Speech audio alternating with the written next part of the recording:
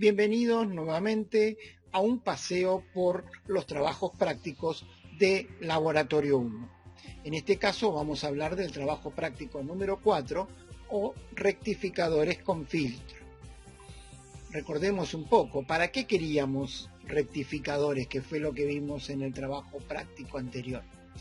Los rectificadores los queremos porque en general en los tomacorrientes de nuestra casa, en la distribución eléctrica en general, lo que tenemos es corriente alterna en el orden de los 220 volts.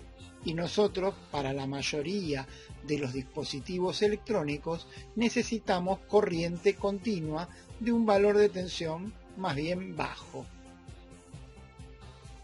Entonces, la vez pasada, hablábamos justamente de reducir la tensión alterna con un transformador, que es la máquina ideal para hacer eso, y buscar la manera de convertirla en continua.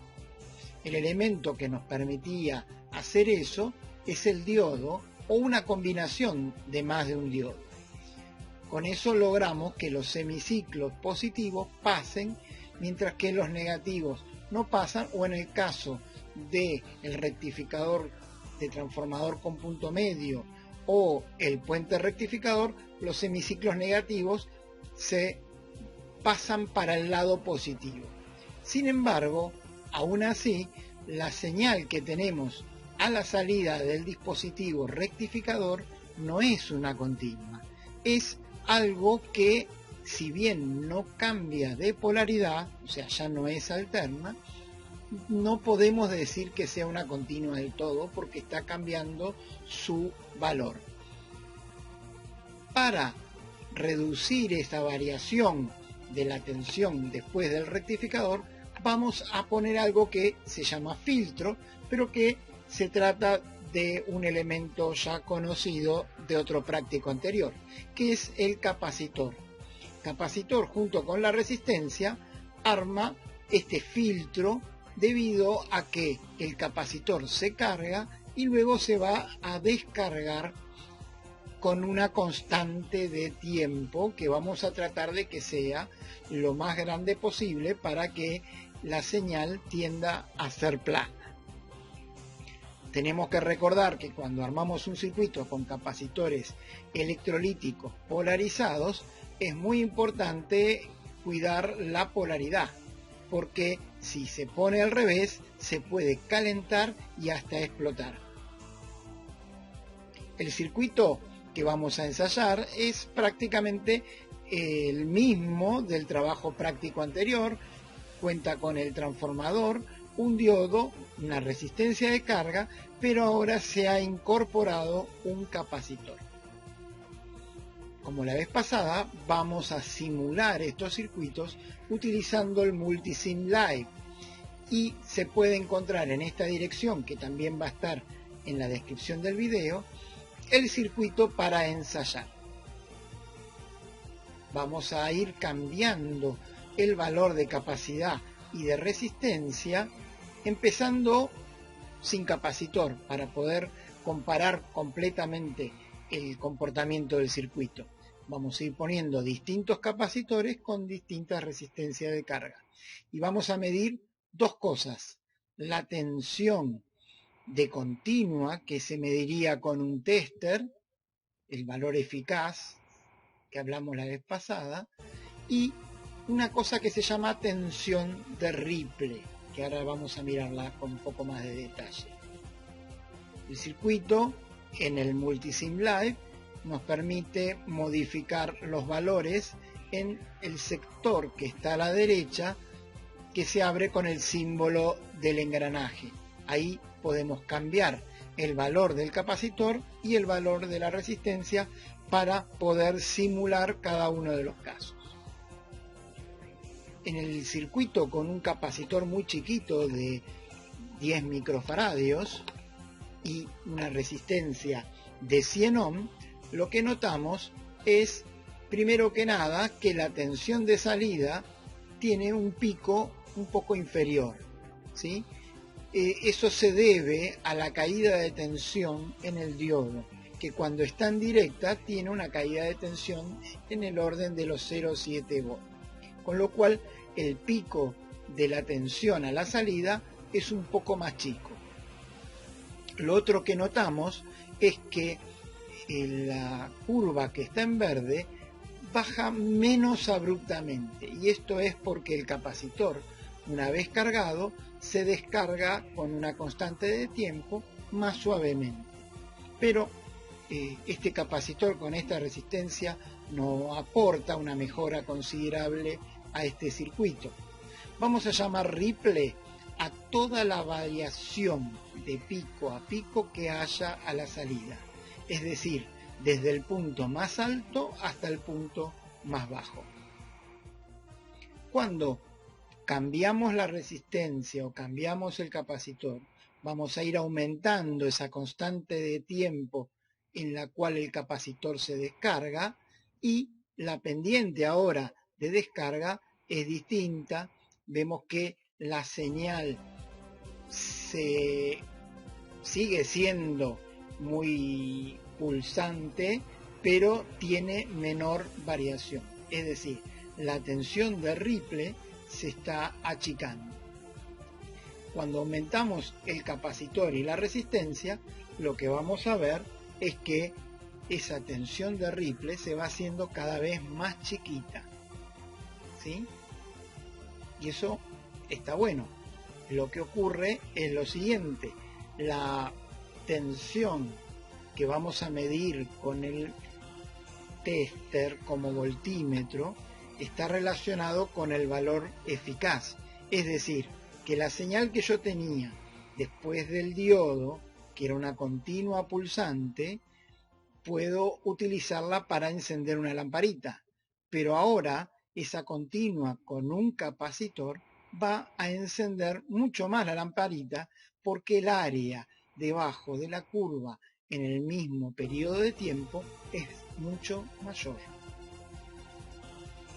Nuestra señal, de alguna manera, se comporta como dos cosas, como una continua y como una pequeña alterna que está montada sobre esa continua, ¿sí? Esto ya se parece mucho más a una señal continua. Tiene una variación todavía, pero esa variación es chiquita. Cuanto más grande sean el capacitor y la resistencia, más chiquita se va a ir haciendo, porque la pendiente de descarga del capacitor hace que se parezca más a una señal plana. Y si lo hacemos ahora con un circuito rectificador de onda completa, es como el que ensayamos en el práctico número 3 con un puente, y vamos a completar la misma tabla con este circuito. Lo vamos a encontrar en esta dirección en el Multisim Live, o lo podemos armar porque es muy sencillo. Vamos a dejar la dirección en la descripción del video, y nuevamente en el Multisim se va a poder ir cambiando el valor de capacidad o de resistencia para poder hacer las mediciones. Lo primero que observamos es que la señal de salida tiene el pico más abajo que en el circuito anterior. Esto se debe a que la corriente en el puente debe pasar por más de un diodo, pasa por dos diodos, y entonces las caídas de tensión de 0,7 en cada uno hace que la señal de salida tenga un pico de 1,4 volt menos que el pico de la señal de entrada. Eso ya es una diferencia que tira en contra, pero por otro lado, todos los semiciclos negativos ahora están del lado positivo. Entonces, para la misma combinación de capacidad y resistencia, tengo la misma pendiente de descarga dada por el tau, pero inmediatamente aparece otro semiciclo. Entonces la tensión de ripple del vamos va a ser menor.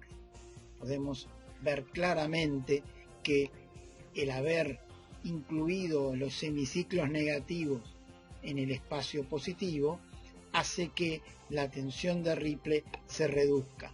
Y con el valor de capacidad y resistencia más grande, nos queda una señal que es prácticamente una línea con muy pequeña variación.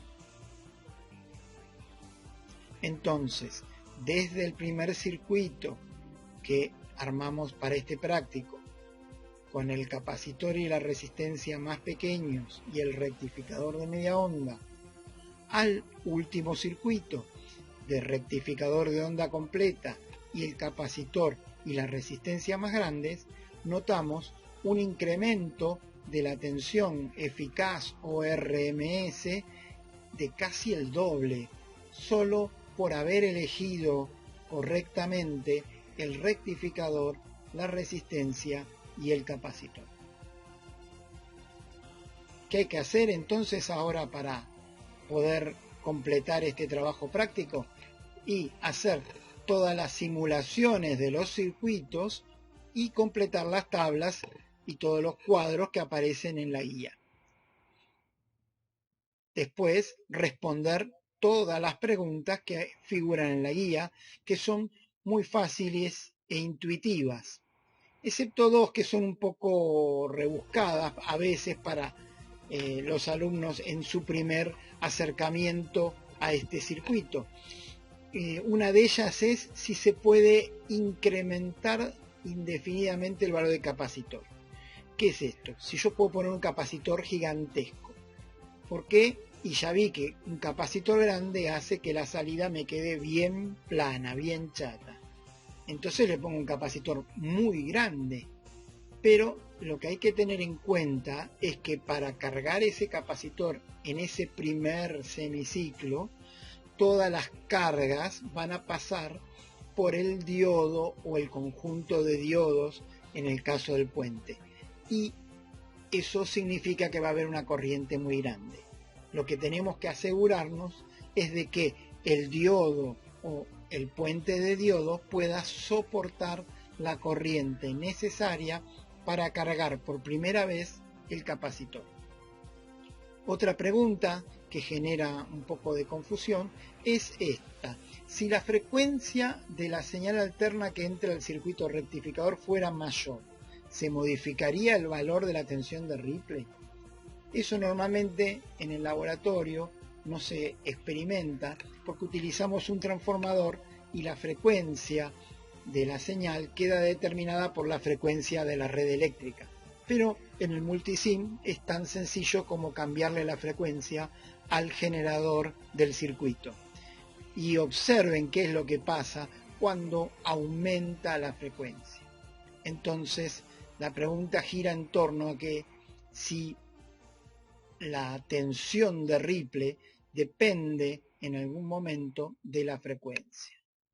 No vamos a dar la respuesta, pero se puede observar claramente en este gráfico. Bueno, ¿qué más falta? Y hay que resolver los circuitos que están al final de la guía y elaborar un buen informe. Con esto, con un lindo informe, estaremos en condiciones de aprobar este trabajo práctico una vez que lo corrijan los docentes del curso. Vamos acercándonos a un circuito de fuente que entrega una señal continua de muy buena calidad. Nos vemos pronto en otro paseo por los trabajos prácticos de laboratorio.